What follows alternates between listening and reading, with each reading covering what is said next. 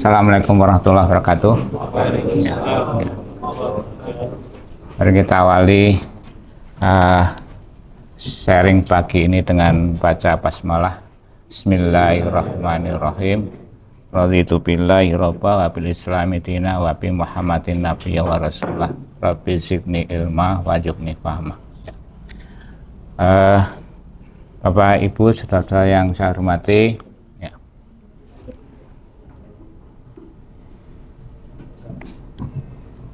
Pagi ini saya ketiban sampur ya untuk ya sekedar menyampaikan tukar pikiran atau tukar pengalaman saja terkait dengan masalah yang disampaikan dengan membangun ketahanan ekonomi keluarga. Ini kaitannya dengan masalah aspek ekonomi ya. Ya mudah-mudahan apa yang kita sampaikan hari ini ada ya memperkuat keyakinan saya dan mungkin bisa menambah pengalaman Bapak Ibu sekalian. Ya mungkin terserang di sini saya mungkin paling lama hidupnya ya. Saya sudah 33 tahun lebih di sini ya. Oke, di Unisula ya, baru 33 tahun lebih. Oke, sebelumnya pertama kita panjatkan puji syukur kehadirat Allah SWT atas limpahan rahmat dan karunia kepada kita sekalian, sehingga pagi hari ini kita masih diberikan iman, Islam, dan kesempatan untuk ya sekedar bertukar pikiran, tukar pengalaman ya, dengan harapan bisa menambah ya keyakinan kita, keimanan kita kepada Allah, dan juga bisa membawa kepada kebaikan kita di hari kemudian. Salam serta sholawat tidak lupa kita sampaikan pada junjungan kita Nabi besar Muhammad SAW yang selalu kita nantikan syafaatnya di hari kemudian. Oke. Ya, tema hari ini saya sampaikan cukup sederhana, tapi dalam pelaksanaannya mungkin harus penuh perjuangan ya, dalam pelaksanaannya penuh perjuangan, yaitu kaitannya dengan membangun ketahanan ekonomi keluarga ya. Ya mungkin saya awali dengan beberapa hal yang mungkin bisa kita renungkan semuanya, yaitu tentang pentingnya menjaga ketahanan ekonomi keluarga. Ini penting ya, jangan sampai ekonomi kita itu justru dari waktu ke waktu atau fluktuatif atau merosot. Itu yang jangan sampai kehidupan ekonomi kita merosot. Dan itu karena faktor ekonomi juga faktor penting ya, faktor penting dalam kehidupan kita, karena itu yang menopang jalan hidup kita sampai di akhir hayat kita. Nah, tanpa aspek ekonomi yang kita tata, itu juga kehidupan kita juga bisa bermasalah gitu. Nah, yang pertama terkait dengan pentingnya menjaga ketahanan ekonomi ini, yang pertama adalah, ini mungkin semua sudah disadari ya, yang pertama adalah pemenuhan kebutuhan makan itu ya. Nah, itu semua orang kadang fokusnya dalam kehidupan itu pertama itu bisa makan apa ora gitu kan. Yakin Bapak Ibu sekalian, semangat bekerja diantaranya juga dalam rangka untuk, dalam bahasa kampung saya itu ngupadi upo. Kalau yang dari luar Jawa mungkin ngupadi upo. Ya, cari upo itu butir-butir nasi ya, ngupadi upo. Jadi kumpulan nasi. Nah, tapi kita harus tahu juga bahwa yang backgroundnya kesehatan ya, makan itu juga perlu makanan yang bermutu kan gitu. Jadi bukan sekedar perut kita isi, tapi mengisi makanan kita, mendapatkan makanan kita itu dengan makanan yang bermutu, tentunya bergizi. Dan itu juga memerlukan sekarang memerlukan ya dana ya, di situ. Jadi itu yang perlu mendapatkan perhatian ya. Ya, kita perlu makan makanan yang bermutu, bergizi, sehingga termasuk ini juga akan berdampak pada kesehatan kita. Ya. Sekarang kalau kelebihan karbohidrat ya bermasalah, gitu ya. Kurang protein juga bermasalah. Di antaranya ngantuan ya, kurang protein, kelebihan karbohidrat itu ya. Nah, itu ya. Ya. Saya tidak nindir yang ngantuan, mungkin tidak ada yang ngantuan ya. Ya. Kemudian yang kedua adalah pemenuhan aspek ini namanya pakaian ya. Pakaian itu bagi Muslim sangat penting gitu ya, sangat penting. Karena termasuk di samping pakaian untuk menghangatkan tubuh kita, tapi juga pakaian itu juga dalam rangka untuk menutup aurat, terutama bapak-bapak itu sebagian, ibu-ibu yang lebih khusus untuk aurat ini menjadi lebih penting. Nah, ini juga sekarang dengan berbagai mode pakaian itu juga ternyata juga tidak murah gitu ya. Ternyata tidak murah, dan sekarang ya perlu biaya juga. Nah, terkait dengan makanan dan pakaian ini nampaknya Allah sudah juga mengingatkan kepada kita dalam surat Al-Baqarah ayat 233 itu yang wal walidatu yurdina auladahunna qaulaini kamilaini liman arada ayyutim marradhaah ya. Wa alal mauludi lahu rizquhunna wa kiswatuhunna bil ma'ruf. Ini sekaligus nyindir-nyindir ibu-ibu yang masih muda itu ya, ibu-ibu masih muda. Ibu-ibu hendaklah menyusui anaknya selama 2 tahun penuh. Ini juga kaitannya sebenarnya karena anak-anak kan belum makan nasi ya. Itu jadi kebutuhan ASI ini sangat penting bagi anak-anak kita. Ya. Bagi yang ingin menyempurnakan penyempurnaan penyusuan ya selama 2 tahun itu. Nah, ini pengalaman juga, saya pengalaman saya anaknya 4 ya, anak 4, semuanya cantik. Semuanya cantik. Saya paling ganteng di rumah ya. Itu penyusuan semuanya penuh 2 tahun, bahkan ada yang lebih. Dan itu dampaknya luar biasa.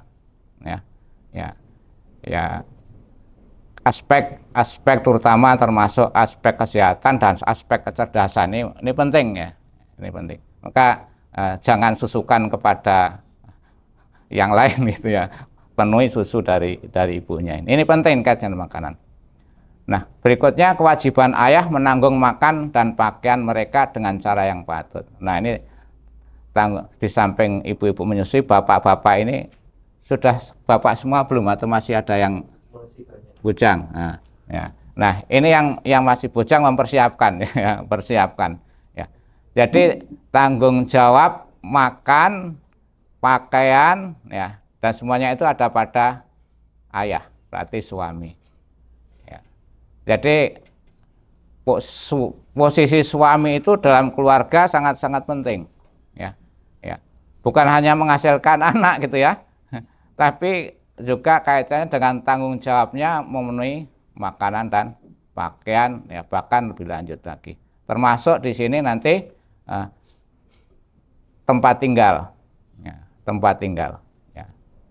Kemudian juga kaitannya dengan pemenuhan kesehatan, pengobatan. Nah, ini sekarang juga luar biasa ya, mahalnya gitu ya. Mahalnya Contoh ini ada saja satu gigi berulang kali masuk 5 kali gitu sudah terasa gitu ya angkanya. Nah, kalau kita tidak apa namanya siap dengan ekonomi yang baik itu ya akhirnya ya apa namanya persoalan gigi bisa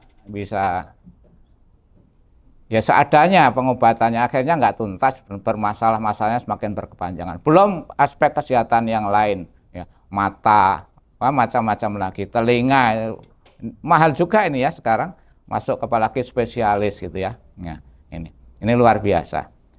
Kemudian juga yang tidak kalah pentingnya adalah pemenuhan pendidikan anak. Ya kadang-kadang kalau kita nyari pendidikan gratis gitu ya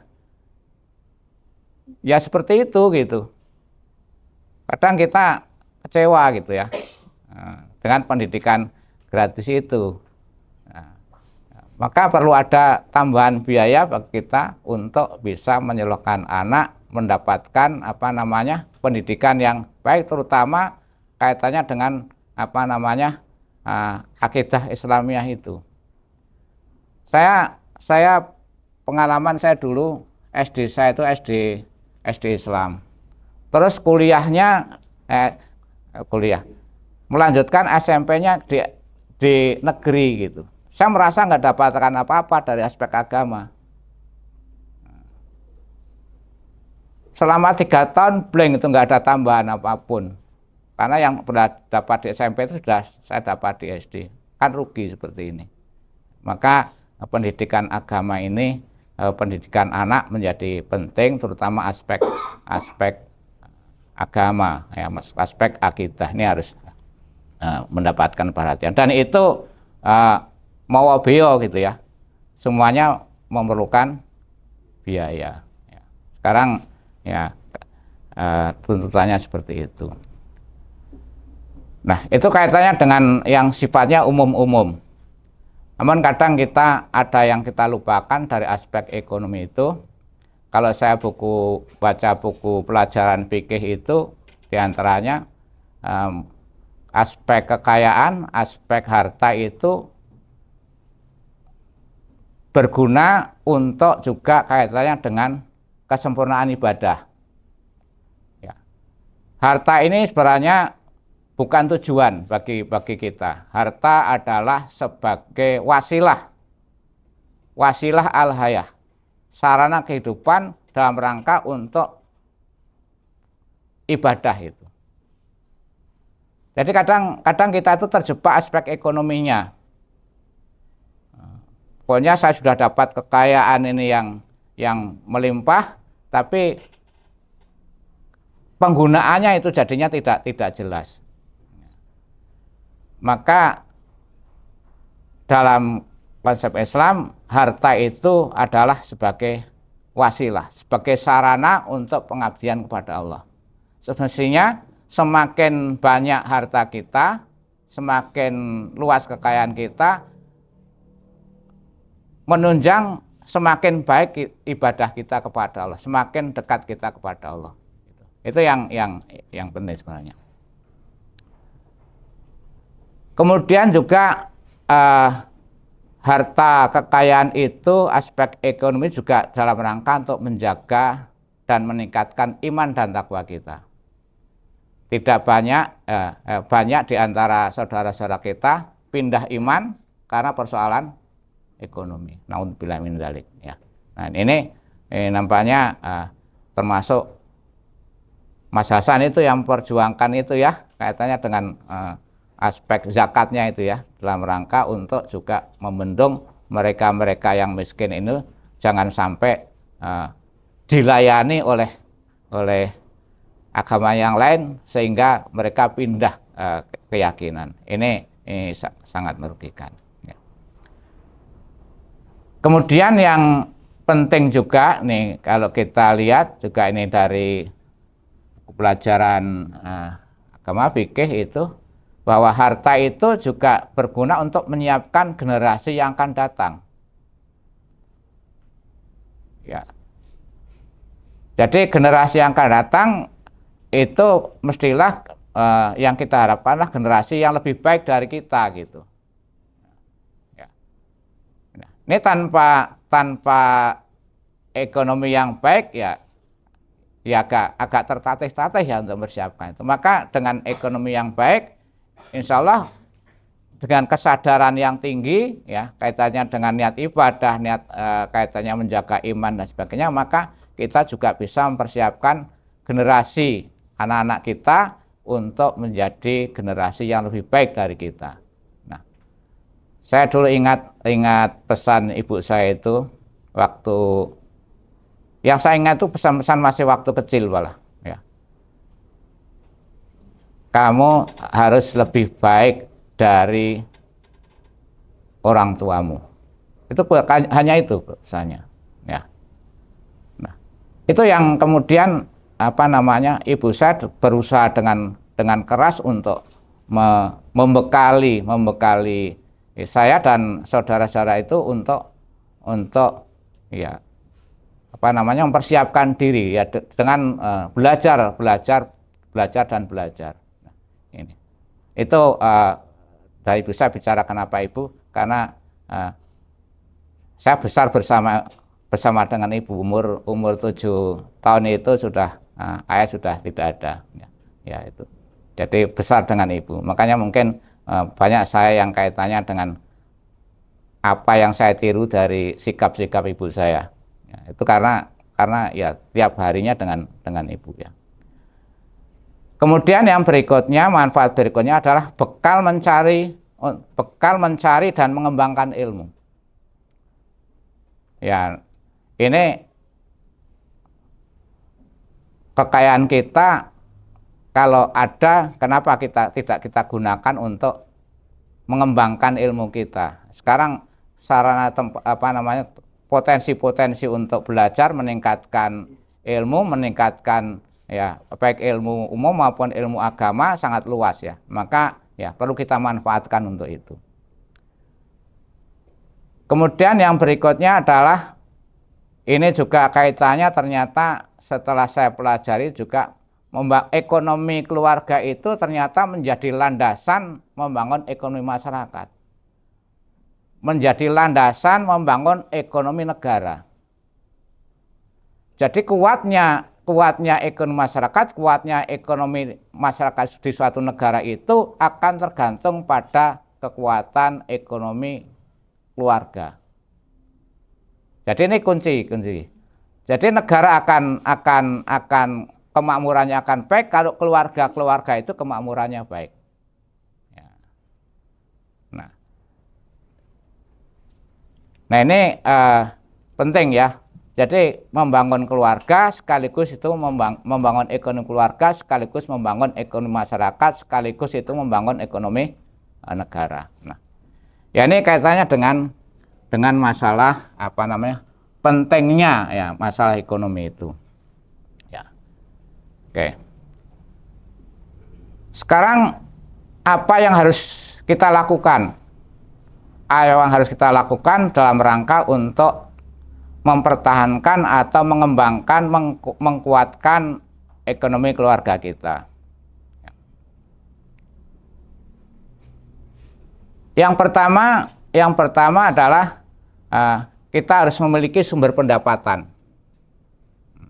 Memiliki sumber pendapatan dan memiliki aset.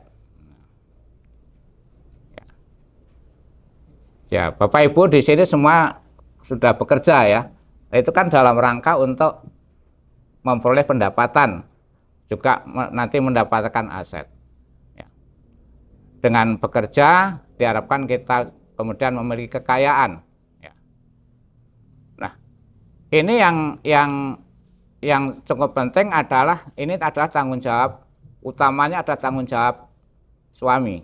Nah, calon suami dan para suami, ya, termasuk saya sendiri ya. Ini kaitannya dengan ekonomi keluarga, pendapatan keluarga adalah tanggung jawab suami. Ya, istri ini sebagai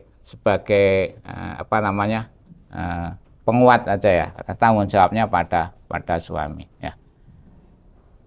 Nah, ini berarti kita terutama para suami utamanya adalah punya tugas untuk mencari rezeki. Ya, ya. Ini dalam surat Al-Jum'ah ayat 10 itu disebutkan, A'udzubillahi minasyaitonirrajim. Fa idza qudiyatis sholatu fangtasiru fil ardi wabtagu min fadlillahi wadhkurullaha katsiran la'alakum tuflihun. Apabila sholat telah dilaksanakan, maka bertebaranlah kamu di muka bumi, carilah karunia Allah dan ingatlah Allah ingatlah Allah banyak-banyak agar kamu beruntung. Ini berarti kita terutama para suami, laki-laki ini tanggung jawabnya besar untuk mencari rezeki, bekerja. Jadi kuncinya adalah bekerja. Ya, kuncinya adalah bekerja.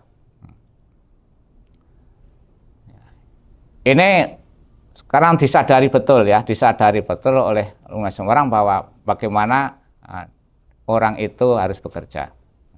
Sampai kebingungan mencari lapangan pekerjaan.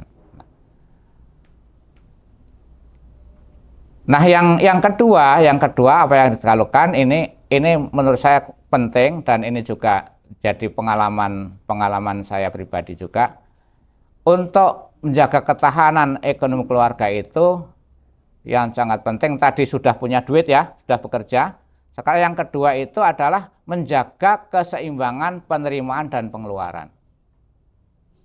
Ini tidak semua orang bisa. Ya, menjaga keseimbangan penerimaan dan pengeluaran. Ya, kalau orang Jawa bilang kadang-kadang gegedan empiak kurang cagak. Terlalu banyak pengeluarannya, tidak imbang dengan pemasukannya. Nah, kunci ekonomi keluarga itu adalah adanya keseimbangan antara penerimaan dan pengeluaran. Nah, jangan sampai kita mengeluarkan melebihi penerimaan kita. Akhirnya apa? Defisit. Defisit, apalagi untuk kaitannya dengan kebutuhan konsumtif, defisit. Nah, ini membahayakan kehidupan keluarga. Tapi kan terpaksa harus hutang untuk kepentingan konsumtif, ya berat. Nah, ya ini keseimbangan penting ya. Nah, ini dalam keluarga ini sedikit cerita, ini sampai jam berapa ini? Nah, saya nggak usah sampai jam 9 ya. Ya. Ini sedikit cerita yang waktu saya itu kuliah di Bogor, kebetulan kontrak gitu ya. Ya, saya itu jadi kontraktor lebih dari 6 tahun. Kontrak sana maksudnya kontrak sini, kontrak sana, kontrak sini, kontraktor. Ya.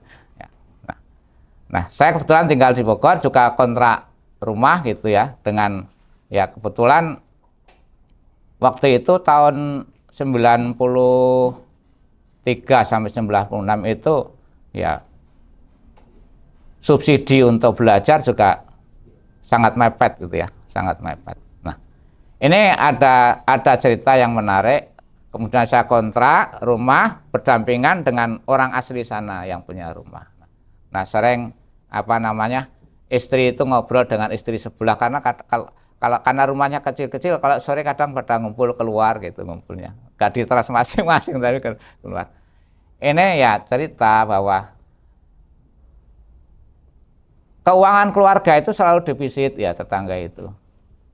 Karena apa? Nah, uang suami tidak pernah cukup untuk keluarganya, karena istrinya itu ketika membeli sesuatu tidak pernah rasan-rasan sama suaminya, bahkan dengan kredit, sehingga ya selalu tombok itu.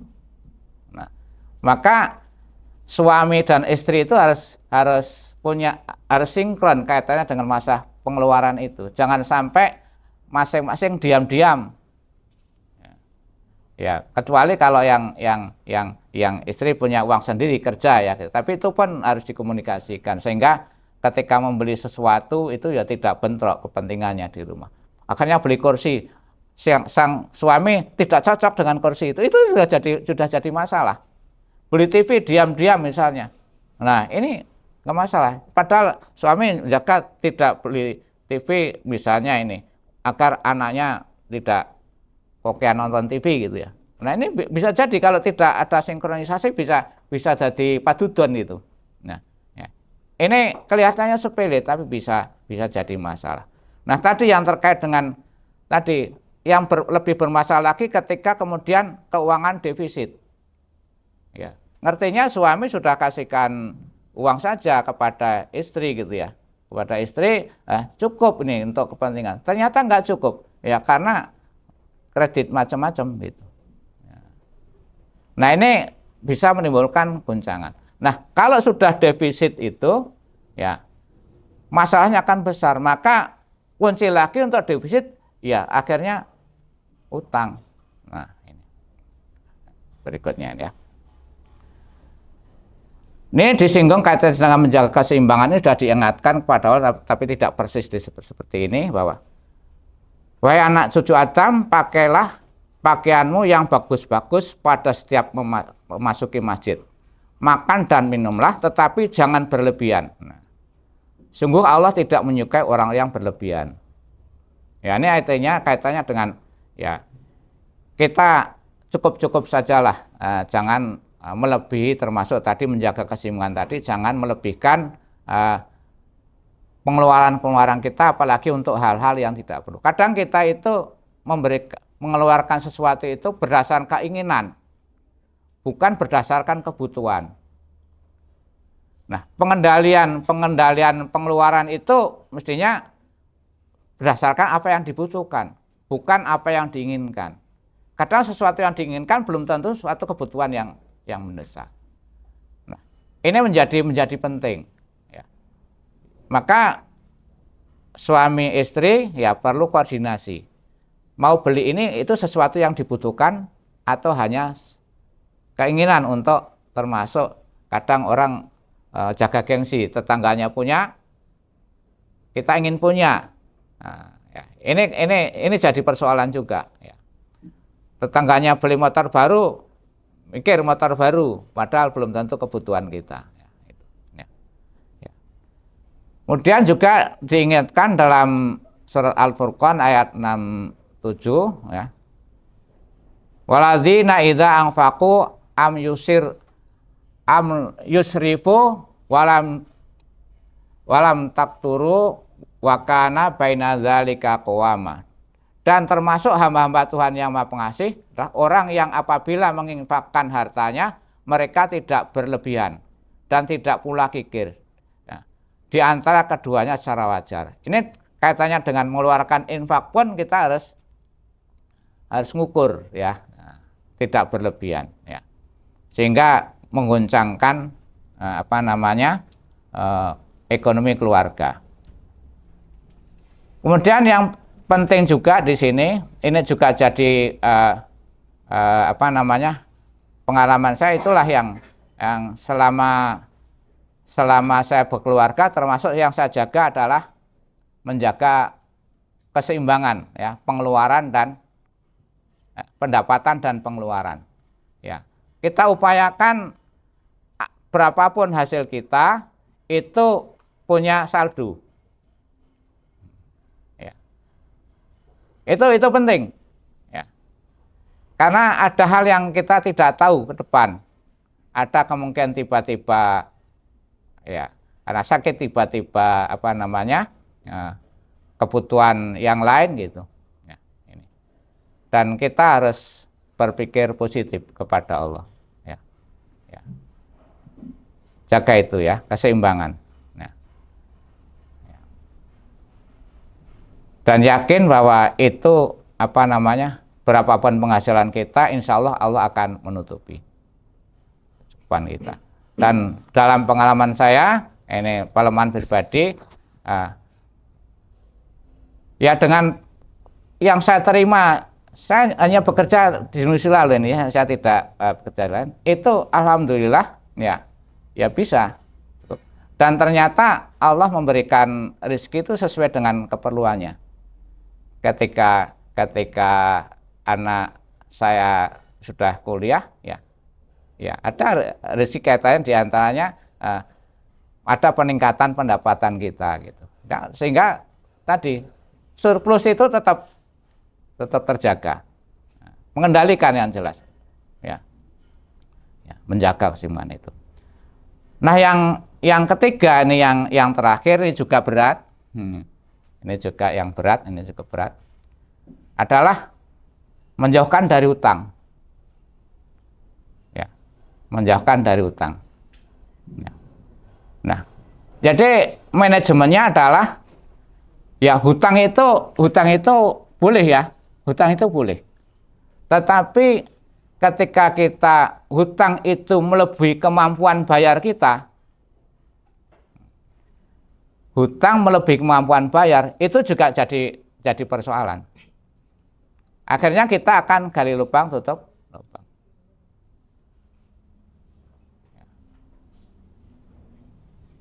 Nah, ini menjadi saya saya kebetulan dapat warisan dari ayah saya. Warisan. Nih, bayangan Bapak Ibu adalah harta ya. Nah, saya waktu SMP itu baru menyadari ayah saya itu punya lemari isinya buku-buku. Wah, buku-bukunya lengkap tuh, saya kadang nggak mudeng ada buku biologi, buku macam-macam karena ayah saya guru ya dulu gitu. Tapi punya lemari khusus di situ. Nah, saya menemukan satu buku kecil ya segini 101 hadis. Jumlah 101 hadis. Dan itu yang saya ingat sampai sekarang. Saya baca satu itu dan itu menjadi penuntun kehidupan saya. Nah, mungkin nanti Mas Hasan bisa betulkan itu katanya dalam bahwa ya terjemahan bebas hadis itu ini, kalau saya kemarin cek di Google itu temukan diriwayatkan oleh Baihaqi gitu ya. Intinya kurangilah hutang. Nah ini, kurangilah hutang jika kamu ingin hidup merdeka. Kurangilah dosa jika kamu ingin mudah menghadapi mati. Itu saya baca SMP. Dan itu ternyata tertanam dalam saya dan itu yang saya implementasikan sampai sekarang. Nah, itu warisan tinggalan buku ayah saya, satu hadis itu yang kemudian jadi pedoman hidup saya. Ya, alhamdulillah ya, karena itu menjadi semacam pedoman keyakinan saya dan saya bertahan gitu ya dengan segala situasinya. Saya tidak berhutang dalam kondisi tidak kepepet, dan saya dalam hidup saya hutang hanya satu kali, itu pun saya sudah punya cadangan bahwa saya berani hutang ini bahwa 2 minggu yang datang sudah ada yang janji untuk membayar saya dengan uang sebesar itu. Dan saya penuhi janji itu, bayar 2 minggu, saya bayar 2 minggu. Dan kebetulan uang itu orang yang punya janji dengan saya itu juga menepati janjinya. Nah, itu yang ketika saya mau beli tanah gitu. Mau beli tanah, uang saya kurang gitu. Kemudian fakultas baik hati waktu itu. Fakultas baik hati. Saya sampaikan pada WD2, saya punya persoalan keuangan, kalau enggak ini saya bayar, saya iman-iman kehilangan. Ya udah saya bantu. Tambahi di situ. Kebetulan saya waktu itu ada honor mengajar gitu ya. Yang datangnya kira-kira 2 minggu lagi gitu. Ya nanti dibayar dipotong dengan itu gitu. Ya gitu. Ya alhamdulillah sekarang itu jadi rumah yang tempat saya tinggali sekarang. Ya. Nah, tapi kuncinya tadi kita memang yakin bahwa dengan tidak berhutang itu bisa mencukupi kebutuhan kita. Jadi posisinya tadi menjaga keseimbangan pendapatan dengan menjaga ada saldo positif. Jangan saldo negatif. Nah, Oke, itu tadi 2 poin tadi, menjaga keseimbangan dan jauhi hutang itu, ya, itu betul-betul saya pegang, dan alhamdulillah ya sampai sekarang ya, walaupun katakanlah tidak hidup mewah, tapi katakanlah tadi saldo positif lah ya, jadi kebutuhan anak ya itu kebutuhan yang tentu yang kita butuhkan ya, bukan yang kita inginkan, yang kita butuhkan alhamdulillah Allah kasih jalan gitu ya. Ada kadang ini yang kemarin di luar dugaan saya, motor istri saya itu kalau untuk jalan sudah gini, ini membahayakan gitu ya. Saya berpikir kemudian ini sudah saatnya ganti ini gitu ya. Berpikir begitu, saya kebetulan ada nulis artikel itu dari Nusantara, dapat insentif Pak Asin. Ya saya dapat itu pas untuk beli motor itu. Kan di luar ini. Ya sudah, saya berarti saya tidak menagih uang insentif dari itu, tapi itu sudah motor sesuai dengan untuk keselamatan istri saya. Kalau naik motor apalagi jemput anak, jalan licin, goyang-goyang itu kan bahaya kan. Nah, saya berpikirnya itu aja. Ya alhamdulillah itu. Ya pas saja. Ada pengalaman juga kaitannya dengan anak. Waktu itu bayar masuk TK, sampai hari terakhir saya belum punya uang. 1 hari sebelumnya saya belum punya uang. Uang itu datang hari terakhir. Uang datang hari terakhir. Besaran juga pas. Tangan saya hanya untuk lewat saja. Tapi saya bisa bayar sekolah anak TK saya. Waktu itu uang 3,5 juta itu besar waktu itu. Uang gaji saya nggak sampai segitu. Nah ini, ya jadi kita harus punya menjaga keseimbangan dan berusaha untuk jauhkan hutang ini. Dan ini kaitannya dengan peringatan masalah hutang ini, ada Nabi mengingatkan, janganlah kalian meneror diri kalian sendiri. Sekali lagi, janganlah kalian meneror diri kalian sendiri, padahal sebelumnya kalian dalam keadaan aman. Para sahabat bertanya, apakah itu wahai Rasulullah? Rasulullah menjawab, itulah hutang. Jadi hutang itu bisa mengejar-ejar kita, ya.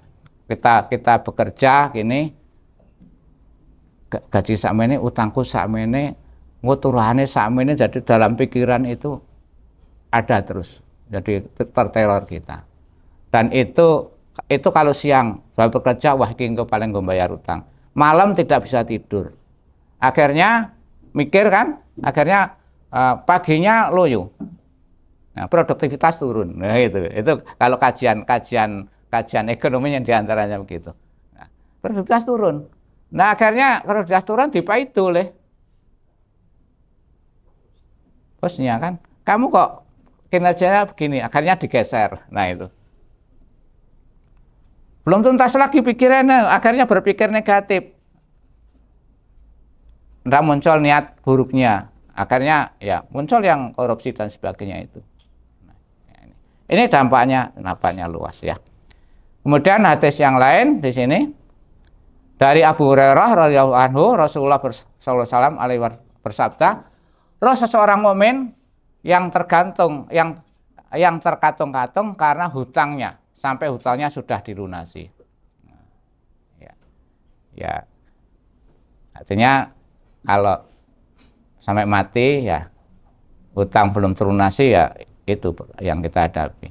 Maka kalau berhutang sebelum jatuh tempo, kalau kita ada segera bayar, jangan nunggu ditagih. Ya, jangan nunggu ditagih.